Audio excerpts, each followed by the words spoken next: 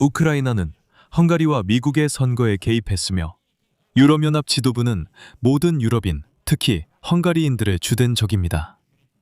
그렇기 때문에 빅토르 오르반이 유럽 전체를 구할 것입니다. 이러한 발언은 오늘 미국 부통령 제이 듀엔스가 했습니다. 그는 곧 있을 헝가리 국회의원 선거에서 빅토르 오르반을 공개적으로 지지하기 위해 부다페스트에 도착했습니다. 사실상 백악관은 푸틴뿐만 아니라 트럼프도 헝가리에서 빅토르 오르반의 승리에 관심이 있음을 보여준 셈입니다. 아마도 여러분은 이미 제이 듀엔스의 헝가리 방문 소식을 접하셨을 겁니다. 그래서 이번 방송에서는 핵심 질문에 집중하겠습니다. 왜일까요? 미국에서 두 번째로 높은 인물인 제이 듀엔스가 이란 전쟁 중에 도널드 트럼프의 마감 시한이 임박한 상황에서 그리고 의회에서 위기가 벌어지고 있는 가운데 헝가리를 방문했습니다. 헝가리는 빅토르 오르반이 선거에서 패배하는 것을 막기 위해 그렇게 필사적으로 노력하고 있습니다. 오르반이 트럼프에게 왜 필요한지, 그리고 그가 모스크바뿐만 아니라 워싱턴에도 유럽연합을 불안정하게 만드는데 어떻게 기여하는지 살펴보겠습니다. 제 이름은 알렉세이 패치이고 함께 이 주제에 대해 이야기해봅시다. 하지만 본격적으로 시작하기 전에 채널 구독과 이 영상의 좋아요, 그리고 댓글을 남겨주시면 정말 감사하겠습니다. 이것이 채널 성장에 큰 도움이 됩니다. На YouTube, я буду вам за это благодарен. 제 텔레그램 채널 패치이 뉴스도 구독해주세요. 링크는 이 영상 설명란에 있습니다. 자, 4월 12일 헝가리에서 국회의원 선거가 열리는데 최근 여론조사에 따르면 오르반이 야당에 크게 뒤처지고 있습니다. 이것이 그의 첫 선거 패배가 될 수도 있습니다. 오늘 부다페스트에는 오르반을 지지하려고 미국 부통령 제이 듀엔스가 도착해 우크라이나 관련 말도 안 되는 소리를 했습니다. 벤스는 러시아의 우크라이나 전쟁을 끝내기 위한 노력에 가장 큰 기여를 한 사람은 트럼프와 오르반이라고 밝혔습니다. 인용문입니다. 이 전쟁은 4년 전에 도널드 트럼프가 대통령이었다면 결코 시작되지 않았을 것입니다. 하지만 이제 전쟁이 이미 시작된 상황에서 이 파괴적인 갈등을 끝내기 위해 가장 많은 노력을 한 두 명의 지도자는 도널드 트럼프와 빅토르 오르반입니다. 두 정치인의 효율성은 우크라이나와 러시아 양측의 이해관계를 이해하려는 그들의 노력에서 비롯됩니다. 그래요. 빅토르 오르반이 정말로 우크라이나 측의 이익에 매우 관심이 많죠. 벤스는 그들이 외교적 노력과 지속적인 대화를 통해 이것을 이뤄냈다고 덧붙였습니다. 또한 그의 의견에 따르면 오르반을 친러시아적 입장이라고 비난하는 사람들은 오히려 유럽에서 에너지적으로 취약한 경제를 먼저 만든 사람들이라고 합니다. 그리고 이것이 결국 인용하자면 우크라이나는 약해지고 러시아는 강해지게 만들었다고 합니다. 그리고 이어서 제이디 벤스는 우크라이나 정보기관에 미국과 헝가리 선거 결과에 영향을 미치려는 세력이 있다고 주장했습니다. 인용하자면 이것이 그들의 일반적인 관행이며 시스템 일부와 협력할 때 치러야 할 대가입니다. 우크라이나 시스템에는 2024년 미국 대통령 선거를 불과 몇 주 앞두고 민주당을 지지하는 선동을 벌인 사람들이 있었습니다. 게다가 브뤼셀의 관료들은 헝가리 경제를 파괴하려고 했습니다. 그들은 헝가리의 에너지 자립도를 더 낮추려고 했습니다. 그들은 헝가리 소비자들의 지출을 늘리려고 했습니다. 그리고 마지막으로 이건 정말 웃기는 일입니다. 분명히 제이디 벤스는 에너지 자립이라는 단어의 의미를 전혀 이해하지 못하는 것 같습니다. 헝가리는 석유와 가스 공급을 거의 100%한 나라, 즉 러시아에 의존하고 있습니다. 그리고 러시아가 우크라이나에서 드루즈바 송유관을 공격했을 때 그것은 빅토르 오르반 정권에게 재앙이 되었습니다. 러시아는 단번에 헝가리의 가스와 석유를 모두 끊을 수 있습니다. 그러면 제이디 벤스가 말하는 독립이란 도대체 무엇입니까? 저뿐만 아니라 많은 분석가들도 같은 의문을 가졌습니다. 왜 미국에서 도널드 트럼프 다음으로 두 번째 인물이 트럼프가 이란에 강력한 타격을 가하려 하고 의회에서 할리우드와 관련된 문제가 있는 바로 그 시점에 빅토르 오르반을 지지하기 위해 헝가리로 날아가는 걸까요? 정부 자금 지원에 대한 표결이 진행되고 있는데도 말이죠. 인정해야 할 것은 최근 몇 년 동안 두 행정부가 너무 가까워져서 오르반이 기자들에게 이 시기가 미국 헝가리 관계의 황금기라고 말할 정도였다는 겁니다. 경제와 국방 협력이 점점 더 강화되고 있다는 점이 특징이죠. 이건 사실입니다. 그러나 제이디 벤스는 관계의 다른 측면을 공격하기로 했습니다. 벤스는 헝가리와 미국이 인용하자면 하나의 기독교 문명과 기독교적 가치를 공유한다고 말했습니다. 여기서 중요한 점을 짚고 넘어가고 싶습니다.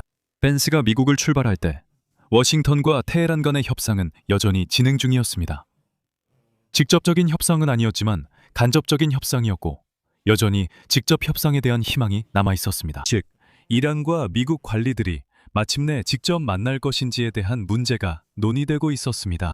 그리고 제이디 벤스는 말하자면 이란 관리들과 신속하게 만날 기회가 생길 경우를 대비해 헝가리에 편리하게 머물고 있었습니다. 한편 행정부 관리들 중에서 벤스는 유럽의 전통적인 미국 동맹국들에 대해 가장 비판적인 입장을 가진 인물 중 한 명이었습니다. 임기 초기의 미는 연설에서 그는 유럽 국가의 지도자들이 표현의 자유를 억압하고 이민 통제력을 상실했으며 정부 내 극우 정당들과 협력하기를 거부한다고 밝혔습니다. 화요일에 있었던 이번 방문은 워싱턴과 유럽 대부분 국가들 사이에 새로운 긴장감이 고조되는 가운데 이루어졌습니다. 트럼프는 미국의 나토 의무를 재검토하고 있다고 여러 차례 밝혔기 때문입니다. 동맹국 정상들이 그의 요구인 호르무즈 해협의 항행 재개를 위한 해군 파병을 거부한 이후입니다.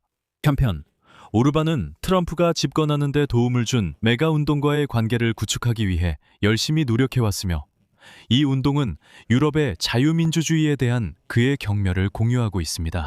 오르반 총리가 오랜 기간 국가 수반 자리를 지키는 동안 그는 강경한 이민정책, 사법 시스템의 정치와 언론과 기자들에 대한 공격으로 유명했습니다. 이 모든 것은 어느 정도 도널드 트럼프 자신의 두 번째 임기를 위한 행동 계획이 되었습니다. 그리고 저는 이미 제 방송에서 미국의 오르바너라고 불리는 연구에 대한 정보를 소개한 적이 있습니다. 그리고 그 연구에서는 도널드 트럼프가 어떻게 빅토르 오르반의 권력 장악 방법을 받아들였는지, 그리고 겉으로 보기에는 권력 장악처럼 보이지 않는 방식으로 이를 실행하는 방법을 밝혀냈습니다. 자세히 들여다보면 무슨 일이 일어나고 있는지 분명히 알 수 있지만 겉으로 보기에는 마치 민주적인 과정처럼 보입니다. 오르반의 우선순위도 트럼프 행정부의 우선순위와 비슷하며 화요일에 그는 벤스와 이민, 젠더 이데올로기, 가족 정책, 글로벌 안보에 대해 논의했다고 밝혔습니다. 많은 유럽 동료들과 달리 오르반은 러시아의 대우크라이나 전쟁을 끝내려는 트럼프의 접근법을 지지했는데 이 접근법은 오직 모스크바에만 절대적으로 유리합니다. 하지만 이번 제이디 벤스의 헝가리 방문에서는 일종의 절박함도 엿보입니다. 도널드 트럼프에 대한 공개적인 지지는 헝가리 유권자들 사이에서 상황에 그다지 큰 영향을 미치지 않은 것 같습니다. 오르반은 부패 혐의와 국가 운영에 대한 비난 이후 점점 더 많은 비판을 받고 있습니다. 여론조사에 따르면 중도우파 T사당이 1년 만에 오르반의 피데스당과의 격차를 벌렸다고 합니다. 많은 유권자들이 아직 선택을 결정하지 않아 일요일 선거의 결과는 전혀 예측할 수 없는 상황입니다. 3월 말 21 리서치 센터에서 실시한 여론조사에 따르면 T사당은 유권자의 56%의 지지를 받고 있습니다. 하지만 이는 이미 선택을 결정한 유권자들의 한한 수치입니다. 피데스당을 지지하는 유권자는 37%입니다. 하지만 같은 조사에서 26%의 응답자는 누구를 지지할지 모르겠다고 답했으며 바로 이 사람들이 선거의 판도를 완전히 바꿀 수 있습니다. 재미있는 점은 제이디 벤스가 오르반의 유럽연합 비판까지 지지했다는 것입니다. 그런데 흥미로운 점이 있습니다. 빅토르 오르반은 오랫동안 유럽연합에 반대해왔지만 그렇다고 해서 유럽연합을 탈퇴하려 하거나 브뤼셀의 재정 지원을 거부하지는 않습니다. 하지만 오르반을 세계 극우운동의 인사들이 적극적으로 지지하고 있다는 점도 기억해야 합니다. 1월에는 프랑스의 마린 르펜, 이탈리아의 조르자 멜로니, 아르헨티나의 하비에르 밀레이를 포함한 11명의 국가 지도자와 극우운동의 주요 인사들이 공개적으로 빅토르 오르반을 지지한다고 밝혔습니다. 이제 아시다시피 제이디 벤스의 방문이 유권자들의 분위기에 어떤 영향을 미칠지는 오직 선거에서만 드러날 것입니다. 여기서 잠시 멈추겠습니다. 아직 이 유튜브 채널을 구독하지 않으셨다면 구독을 추천드립니다. 밤의 상황 전개를 계속 지켜볼 예정입니다. 그리고 새로운 소식이 나오는 대로 저도 바로 방송에 나와서 모든 상황을 전해드릴 예정이니 꼭 구독해주세요. 여기서 말을 잠시 멈추겠습니다. 여러분의 의견과 생각을 이 영상 아래 댓글로 남겨주세요. 채널을 구독하고 알림 설정을 누르시고 좋아요도 잊지 마세요. 이 유튜브 채널의 활동을 지원하고 싶으시다면 어떤 금액이든 후원으로 도와주실 수 있습니다. 화면의 QR코드로도 가능합니다. 이 채널을 지원하는 가장 쉬운 방법이며 클릭 한 번으로 후원할 수 있습니다. Ну а в описании к этому видео 페이트리온, 페이팔, 바이미어커피, 유튜브 후원, 은행 계좌, 암호화폐 지갑 등 다양한 플랫폼이 모두 가능합니다. 편하신 방법을 선택하시면 됩니다. 어떤 형태로든 여러분의 지원에 감사드립니다. 그럼 오늘은 여기까지입니다. 건강 조심하세요. 모두 안녕히 계세요.